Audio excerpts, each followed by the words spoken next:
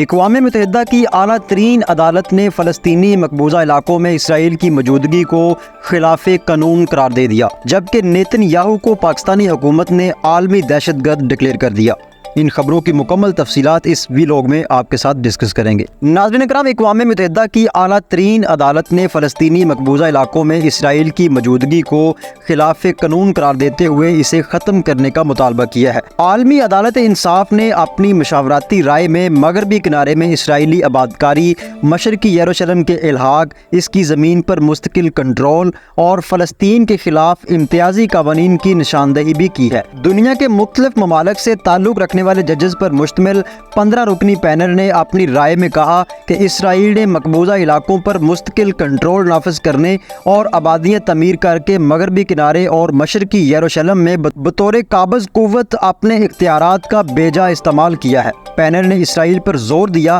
کہ وہ فوری طور پر آبادیوں کی تعمیر کا کام روک دے۔ مشاورتی رائے میں کہا گیا ہے کہ مقبوضہ فلسطینی علاقے میں اسرائیل کی موجودگی خلاف قانون ہے اور اسے جاری رکھنا غیر قانونی ہے، جسے جتنا جلد ہو سکے ختم ہونا چاہیے۔ عدالت نے اس بات پر بھی گہری تشویش کا اظہار کیا ہے کہ اسرائیل کی آبادکاری کی پالیسی کا دائرہ مسلسل پھیلتا جا رہا ہے۔ ICJ نے یہ بھی قرار دیا ہے کہ بطور قابض قوت کے اسرائیل کی جانب سے مقبوضہ علاقوں کے قدرتی وسائل کا استعمال اور آبادکاروں کی منتقلی بھی بین الاقوامی قوانین کی واضح خلاف ورزی ہے، اور خاص طور پر اسرائیل جنیوا کنونشن کے آرٹیکل 49 کی دھجیاں بکھیر رہا ہے۔ دوسری طرف اسرائیل نے حسب روایت اقوام متحدہ اور ICJ پر اپنے خلاف جانبدارانہ رویہ برتنے کا الزام عائد کیا ہے۔ یہی وجہ ہے کہ اس نے فلسطینی علاقوں سے متعلق معاملے پر ICJ کی کسی سماعت میں شرکت نہیں کی۔ صرف یہی نہیں، آپ نے ایک تحریری بیان میں اسرائیل نے موقف اختیار کیا ہے کہ اس معاملے پر کوئی بھی مشاورتی رائے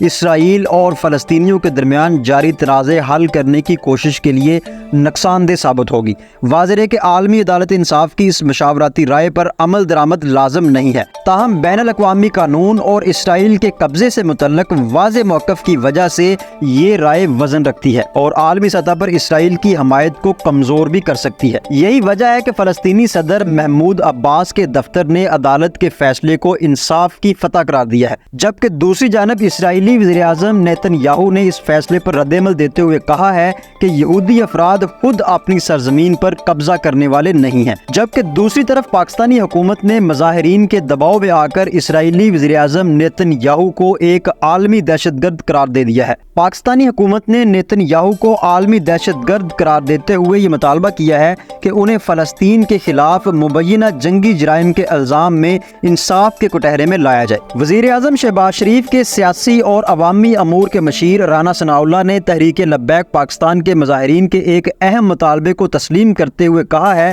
کہ نیتن یاہو ایک دہشت گرد اور جنگی جرائم کے مرتکب ہے۔ واضح رہے کہ تحریک لبیک پاکستان کے ہزاروں حامیوں نے غزہ میں اسرائیلی حملوں کی مذمت کے لیے گزشتہ ہفتے دارالحکومت کے قریب ایک ریلی نکالی تھی۔ انہوں نے حکومت سے مطالبہ کیا کہ نیتن یاہو کو دہشت گرد قرار دیا جائے اور اسرائیلی مصنوعات کا واضح طور پر بائیکاٹ کیا جائے، جبکہ فلسطینیوں کو امداد بھیجی جائے۔ رانا ثناءاللہ نے کہا کہ ہم مطالبہ کرتے ہیں کہ نیتن یاہو پر مقدمہ چلایا جائے، جبکہ ہم غزہ میں اسرائیل کے ظالمانہ اور وحشیانہ اقدامات کی پرزور مذمت کرتے ہیں۔ صرف یہی نہیں، انہوں نے اسرائیل اور اس میں ملوث تمام طاقتوں کی شدید الفاظ میں مذمت بھی کی۔